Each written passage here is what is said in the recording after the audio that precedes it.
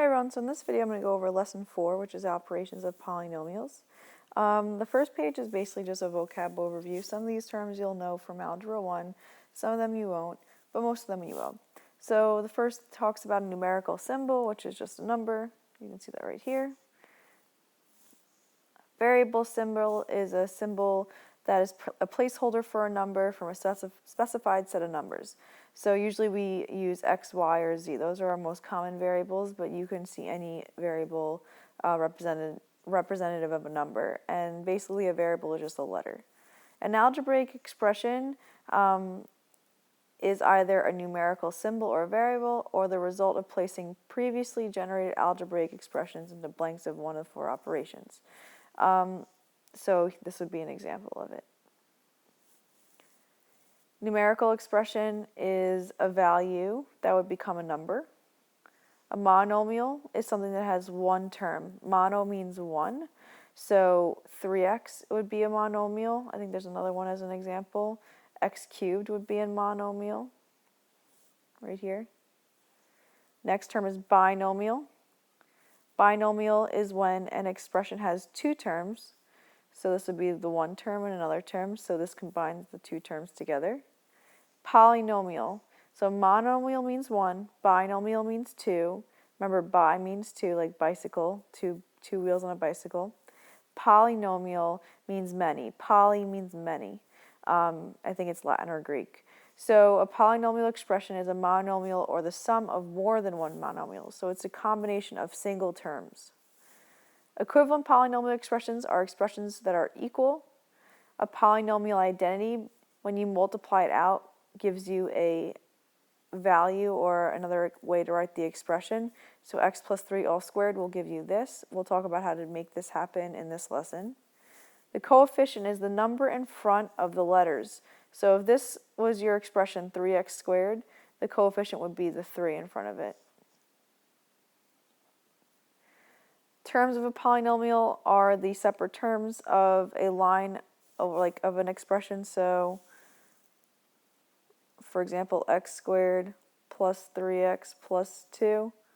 X squared, 3x, and 2 would be your terms. So let me just rewrite that a little bit nicer. So if I had a trinomial, the first term would be x squared, the second term would be 3x, and the third term would be 2. Like terms of a polynomial, 2 terms are like when they have the same variable. So if I had a set of variables,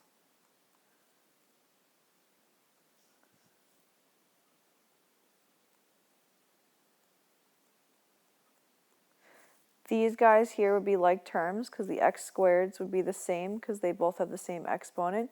The 3x and the 2x are like terms because they have the same variable, and the 2 and the 1 are like terms because they are both just numbers. The standard form of a polynomial is in standard form if expressed as this, where n is a non-negative integer, a0, a1, a2, and an are constant coefficients where an does not equal 0. So basically, if you could notice here, the number xn, then you have n minus 1, and then you have no exponent here.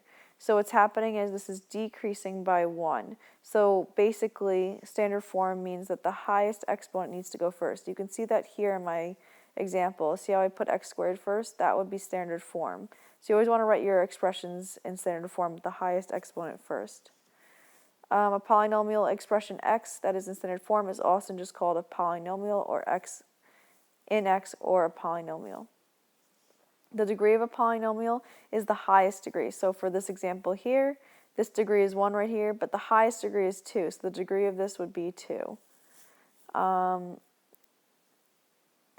is called the leading term. AN, thought of as a specific number, is called the leading coefficient. The constant term is the value of the numerical expression found by substituting 0 into all the variable symbols of the polynomial named A0. So there's a lot of basic lingo here for algebra, but number one thing is that a polynomial expression, the highest value, the highest exponent has to come first, and then follow suit, decreasing in order. And then these are constants that are in front of the x and coefficients, and so this is a coefficient, the number in front of it, and this is called a constant. I think that's all they really wanted to go through in this little area here. So on this page, I'm going to start to combine like terms, which you guys should be very familiar with from Algebra 1. Like terms are those that have the same letters, and that makes them like because they have the same exact thing. So for AB, I'm looking for something that also has just AB, and that would be the positive AB over there. When I combine those two things, well, I have a 4 here, and what's in front of here? It's a 1. You just don't see it there. So 4 plus 1 is 5, so my first term combined is 5AB. I'm going to keep on going. So the next one I see here is a c squared. I'm going to look for another c squared on the other one. I don't see another one, so I'm just going to write that right next to it, 7c squared. Okay. 8ac. I should probably be using a different color. I'll use the blue. 8ac. Can I see an AC on the other side? No, so I'm going to put that right after this. Okay, negative a squared b. So let's see. Negative a squared b. Is there one that is similar or a like term? Yes, there is. Positive a squared b. A negative a squared b and a positive a squared b, they cancel each other out because they're opposite signs but the same thing. If you think about it, this is a minus 1 in front, this is a positive 1, negative 1, plus 1, 0. And the 3b and the b squared, negative b squared, would just be left. So plus 3b minus b squared. I'm going to try to pull all the higher exponents to the front, just like how we had if you remember from the first page, we want standard forms. This is going to be called standard form because I'm pulling over all the higher exponents to the front. 7c squared and negative b squared are the highest ones, and then you can kind of just follow suit. So 5ab plus 8ac plus 3b. Okay, so I'm going to do the same thing for the next one. 5y squared z squared. So I'm going to look for a y squared z squared on the other side. Is there a y squared z squared? No, there is not. So I'm going to write that 5y squared z squared. Now I also want to note that before I even do this, I should notice that this here is subtraction. So if you remember from Algebra 1, when you have subtraction and you have parentheses around the polynomial, which is this guy here, you have to remember the phrase keep, change, change. So what we're going to do is distribute this negative into all of these pieces in here. So I'll keep the first one the same, so I'm not going to touch this guy here. That's all going to stay the same. But this is going to change to a positive sign, and then I'm going to just start to negate the other terms or the other expressions. So be negative yz squared, negative 3x squared, minus 4y minus z. Okay, so now I can start doing my seeing like terms. 5y squared z squared still doesn't have a partner, so I'm just going to rewrite him down here, and he's a high exponent, so I'm going to keep him in the front. 7y z squared. So I'm going to look for 7y z squared. I do have that right here. If you see y and z squared are there. So I'm going to do 7 minus 1, because that's what's in front of this guy. Remember, there's an imaginary 1 right there. So 7 minus 1 gets me a 6. So I'm going to do positive, I'll write this in black, positive 6y z squared. Okay, I'm going to keep on going. So I'm going to ask myself, does x squared have a partner on the other one? No, it does not. There is nothing here. This isn't, oh, I'm just joking, guys. X squared here. There is an x squared right there, right under my nose. So this negative 3x squared will combine with, I should have used blue because they're the same term. They're like terms here. The x squared and the negative 3x squared, remember there's a 1 in front of this. So 1 minus 3, it's going to give you negative 2. Negative 2x squared. Okay. Negative y Is there a negative y over there? Nope, it doesn't look like there's any more like terms. Those won't match anything. So I'm just going to write them as we go. So negative y, taking care of that. Negative 4y. These are like terms. What am I doing, guys? I'm being so silly. These are the same because they both have y. And that's okay, because you guys should notice that when I wrote them right next to each other, I was able to see that these were like terms because they have the y's. So let's fix this. If I combine these two terms, if I combine negative y and negative 4y, I end up getting negative 5y.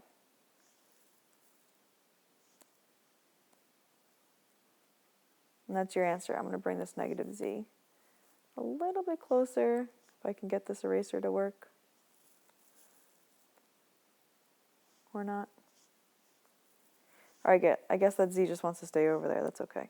So this is your answer right here. I also want to point out that I wrote this in decreasing exponential order, so these are my highest exponents over here. Okay, so the next one says subtract this polynomial from the other one. So this is a trinomial because there are 3 terms here. This was a big deal when you guys are in Algebra 1. They say the word from. If you remember, when you see the word from, you switch them, so the order needs to be switched. So I can write these guys in opposite order because I'm subtracting this guy first. So I'm subtracting this from that. So I'm trying to take away this out of that. So I want to switch the order around in order to do that properly.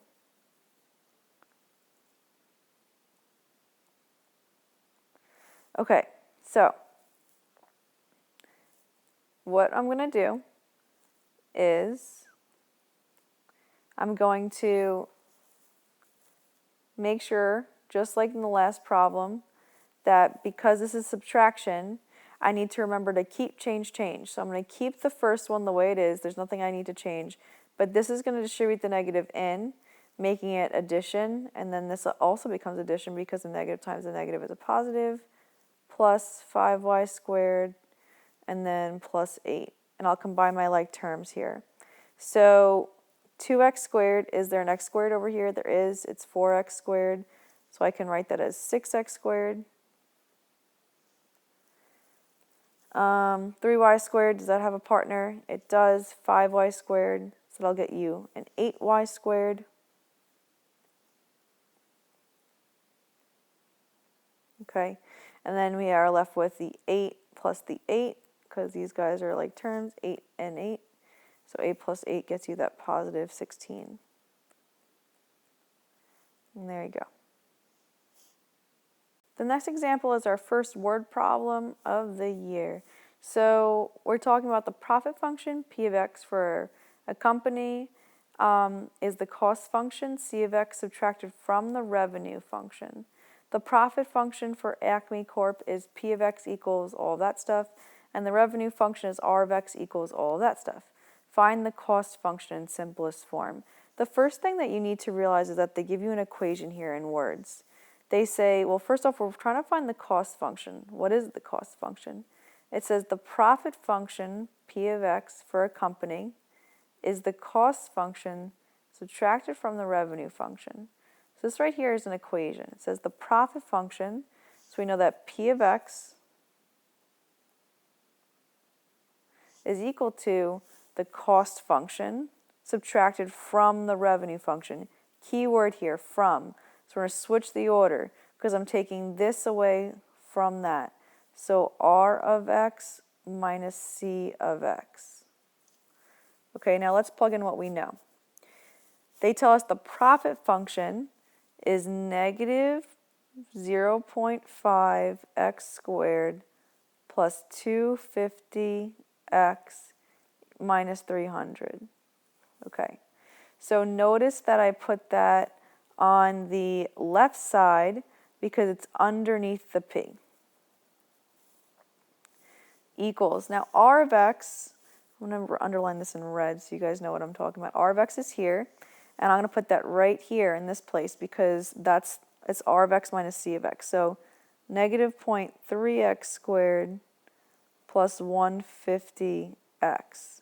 Now if you notice, they are asking for c, and they don't give us c. So I'm going to write that in blue because that's what I want to find, minus c of x.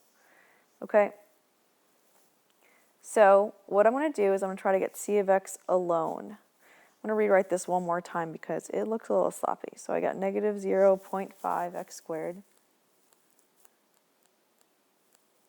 plus 250x minus 300 equals negative 0.3x squared plus 150x minus c of x. I'm looking for this guy right here, the cost.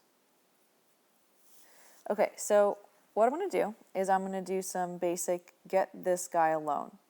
So I want to move all these guys on this side over to their side because I want to get the yellow alone. In order to do that, I'm going to do the opposite of what's over here so I can cancel them out. So I'm going to add 0.3x squared over. That'll cancel this out, and that'll get me a negative 0.2x squared because 0.5 and 0.3 gets you 2 when you subtract them, and negative 0.5 is bigger than 0.3, so we keep the negative. Subtract the 150x over, that'll cancel. I'm going to put that underneath its like term with the x, and that'll get me a positive 100x minus 300, but it's still equal to this negative c of x. And I want positive c of x. So what I'm going to do to get rid of that negative is divide by a negative 1, because if you remember, there's a negative 1 right in front of that. And that means I'm going to divide each of these guys by a negative 1. So this guy by negative 1, that guy by negative 1, that one by negative 1. Basically, it's just changing all the signs of this side, because when you divide something by a negative, it changes the sign. So ultimately, we get c of x equals negative 0.2x squared divided by negative 1 is a positive 0.2x squared. Positive 100x divided by negative 1, that is a negative 100x. And then negative 300 divided by negative 0.1, that is a positive 300. And that's my answer right here. So far we've gone over adding and subtracting polynomials. What we're going to go over next is multiplying them. Now you might have learned the tabular method, which is aka called the box method, or you might have learned FOILs. So I'm going to do both ways on number 5 so that you guys can refresh your memory on whatever way you prefer. I don't really mind which way you pick. I do think the box method is easier when you deal with bigger polynomials, but with smaller polynomials, FOIL works just fine. So first I'm going to do box method. So I will draw a box, and I'm going to make sure it's 2 by 2. And the reason why is because this is a binomial, and this is a binomial. I'm going to write my first binomial on the top, x plus 4. I'm going to write my second binomial on the side, x minus 3. Now notice I kept the negative with the 3. And now it's kind of like a game of Sudoku or whatever you want to call it. It's like a puzzle. You want to fill in the boxes, and you're going to do that by multiplying. So you're going to do x times x to get this point here. Well, that box there. Remember, when you multiply variables, you add the exponents. This is really x to the first and x to the first. When you add that, you get x squared. I'm going to do x times 4, That'll get me 4x. I'm going to do x times negative 3. I want to make it negative 3x. You always put the number first. I don't want to see anything like this. This is not x minus 3. You're multiplying. This is incorrect. We're not going to do that.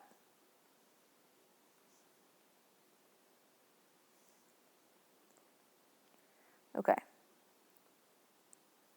And then the next one is negative 3 times positive 4. A negative times a positive is a negative, so negative 12. I'm going to write it out in a line right now. So we got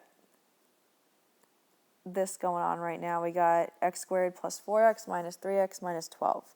And now I'm going to combine my like terms, just how we did with the previous examples. So I'm going to combine these two because they're the like terms, and I'll get x squared plus x minus 12. And this is my polynomial now after multiplying my two binomials. I'm going to go over FOIL once just with this example because some people do use FOIL and I don't want to not go over it. FOIL stands for first, outer, inner, last. So first would be I'd multiply x times x, which would get me x squared. Then I would do the outer, x times negative 3, which is negative 3x. Then I would do the inner, which is 4 times x, so that's 4x. And then I would do the last, which is 4 times negative 3, which is negative 12. And you combine these two guys and you get the same answer. Again, I don't really mind what you prefer to do, but whatever's easiest. I do think that the tabular method, the box method, is better for the bigger ones. Okay, so this guy here, what I have to do first is I have to write this out twice. 2a minus b and 2a minus b. And I can box method this. So I'll have 2a minus b, 2a minus b. I wrote this out twice because of the squared here. That means that there are two of them. So make sure you write it out. Do not do this. Don't distribute that exponent in. That is incorrect. That is not good. Don't do that. All right, so I'm going to multiply. 2a times 2a is 4a squared because 2 times 2 is 4 and a times a is a squared. 2a times negative b. That is negative 2ab. It is not 2a minus b. That's wrong. You're multiplying. So you're multiplying the 2 and the negative 1 that's here. You don't see the 1, but it is there. And the a and the b. So you always put your numbers first, then your letters second. Okay, then I'm going to do negative 2ab again here. And then here I'll get positive b squared because it's a negative times a negative. Now if you notice, the diagonals majority of the time will be like terms. That's the easiest way to figure out your like terms. These are both ab's, so I can combine them. I'll end up getting 4a squared minus 4ab plus b squared as my answer. The next one will be very similar. You're going to multiply it out, write it out twice. You guys can check the key for that guy right there because that one's very similar to the other one I just did. Okay, so this guy here is a little bit different because this is a monomial on the outside. It's not a binomial, it's not a trinomial, it's a monomial. So we don't usually set up box method for this. All we usually do is we use this distributive property. So I distribute this in. Okay, so I end up getting 3 because there's a 1 in front. 3 times 1 is 3. Add your exponents. So a to the third and a squared gets you a to the fifth, and then b squared is right there. Then I'm going to do the 3 times negative 3, which will get you negative 9. I don't really like how I wrote this because it looks like it's not really writing very nicely here. A to the fifth, b to the second. Okay, minus 9, a to the fourth, b to the fourth, and that is b to the third. Okay, the reason why is because this is a to the third, and a to the first gets you a to the fourth, and b squared, and b gets you b to the third. Plus, last one, 3 times 2 is 6, and these guys can't combine because they're different letters. Okay, next one is going to be a bigger box because we have a 2 by 3. I usually put the smaller one on the side, so I'll put x plus 1 on the side, and then I will put the x squared, 3x, and negative 2 here. Okay, I want to multiply. X times x squared is x cubed. X times 3x is 3x squared. Again, what I'm doing is I'm adding the exponents. X times negative 2 is negative 2x. Like I said in the last one, bring your numbers to the front. 1 times x squared is just x squared. 1 times 3x is just 3x because anything times 1 is itself. And 1 times negative 2 is negative 2. Combine your like terms. So, these guys both have x squared, so they're like. And these guys here both have just x's, so they're like. So I'm going to combine them. and I'll end up getting the polynomial x cubed. 3x squared and x squared get you 4x squared. And then 3x minus 2x is just positive x minus 2. The next one's just like this one, so I suggest you go ahead and try it out on your own and check the key. Otherwise, we're going to move on to the next page. This one's a bit of a challenge. It's a 3 by 3. They won't ever really ask you to use the tabular method. It's mostly by preference. You won't really see this. When I say they, I mean the Regents exam.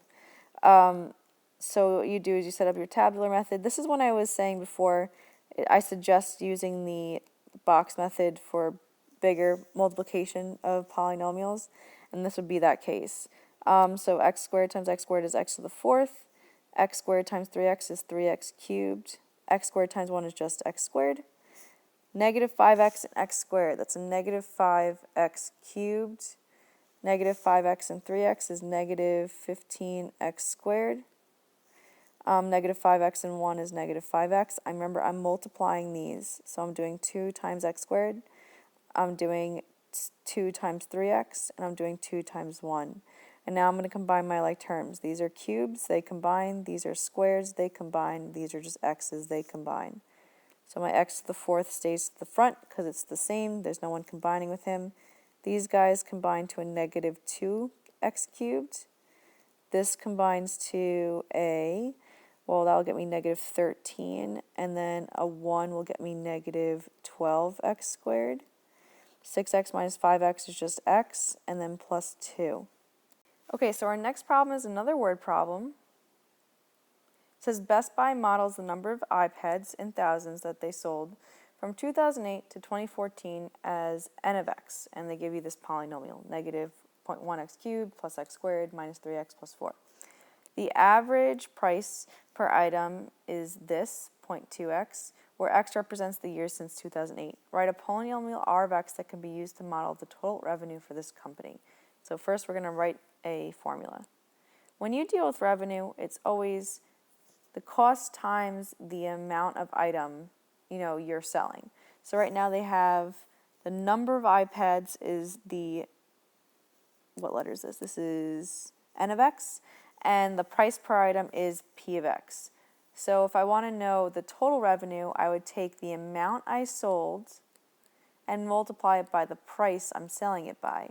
So think of it this way. If you're selling 10 iPads and they're each worth, I don't know, $200, how much money did you make? So 10 times 200, $2,000. Okay? So what we're going to do is we're going to multiply these polynomials, and then we're going to get a value. So we're going to make an equation by multiplying n of x and p of x. I suggest doing the box method because it'll make our lives easier since this is a polynomial with 1, 2, 3, 4 pieces, and this is a polynomial, well, it's a binomial because there's 2 pieces. So I'm going to make my box. Try to make it pretty big so you don't get squished. So I'm going to have negative 0.1x cubed. That's a weird cubed. Plus x squared minus 3x plus 4. And I'll break up the box now between these terms. And then I'm going to do 0.2x and 5, positive 5 on this side. Okay, so multiply. I got 0.2 times 0.1. So when I multiply 0.2 times negative 0.1, I get negative 0.02. And it becomes x to the 4th because I'm multiplying x and x cubed. 0.2x times x squared, that's just 0.2x cubed. 0.2 times negative 3, well, that will be negative 2 times 3, remember, is 6, so it just becomes 0.6x squared because it's a decimal. 0.2 times 4 is 0.8, and we'll put that x next to it. 5 times negative 0.1 is negative 0.5x cubed because there's no variable with the 5. So I'll get 5x squared here.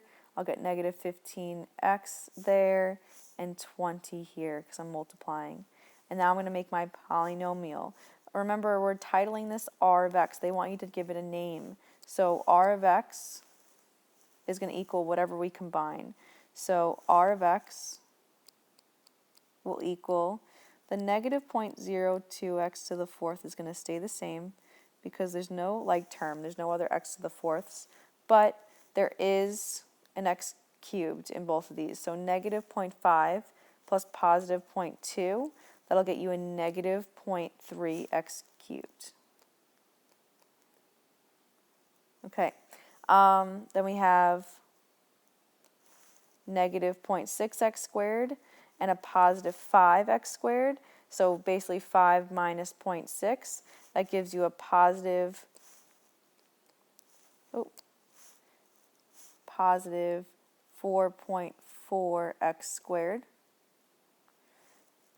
Negative 8x and negative 0.8x and negative 15 is actually positive 0.8, I'm sorry. So if we add those two together, we end up getting a negative 14.2. And then the 20 just chills by itself.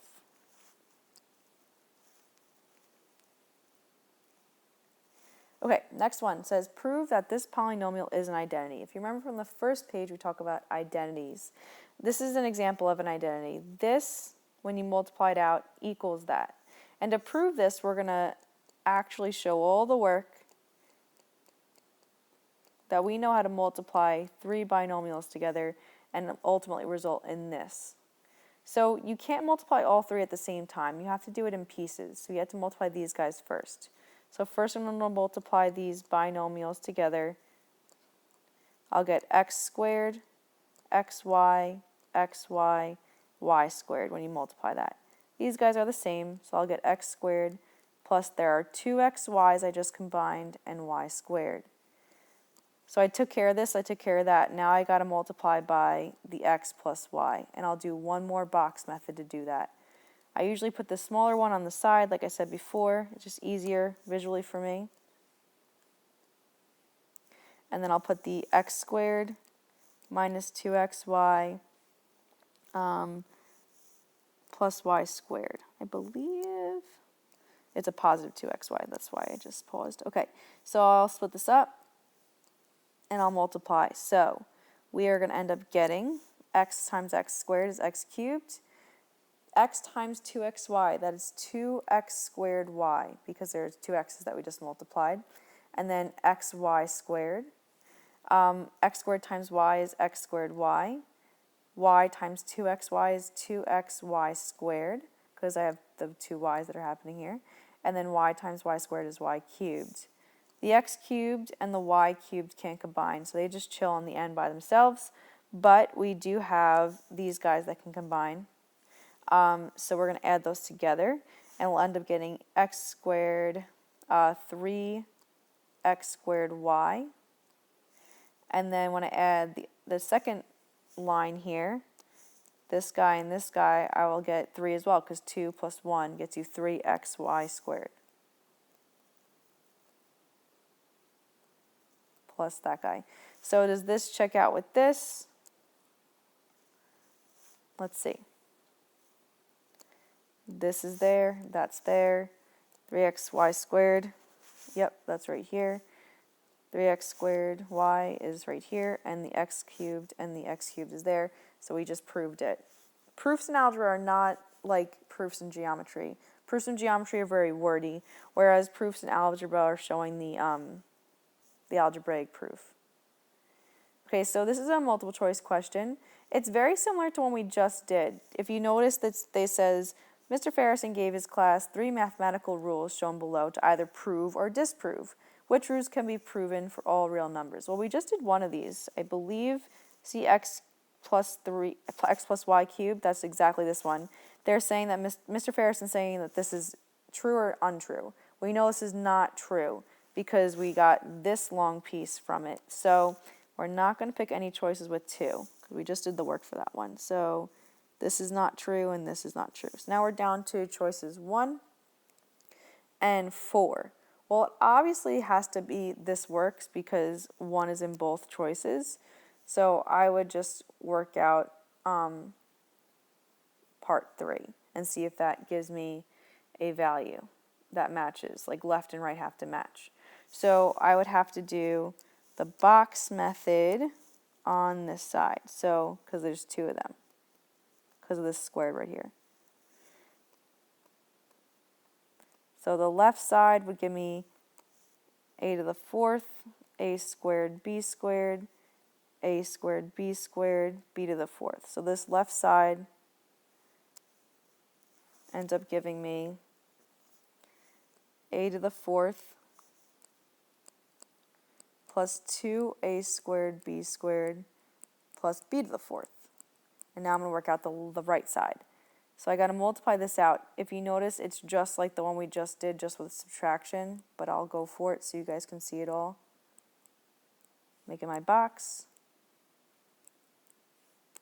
So this gets me a to the 4th, negative a squared b squared, because I'm multiplying the negative with the 1 that's in front of that.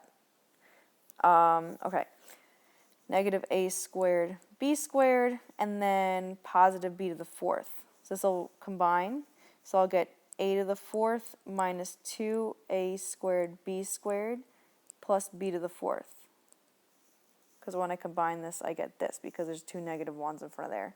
Now it's matching here, this is matching here, but this isn't matching it. But I cannot forget about this. I want to square that whole thing. So when I square that whole thing, I end up getting 4a squared b squared, because the whole entire thing is being squared. If you notice, that squared's over the whole thing. And that makes me combine these 2 guys here. And when I combine those 2 guys here, will I get this? Because then the 2 sides will be equal. And these will be equal polynomial expressions.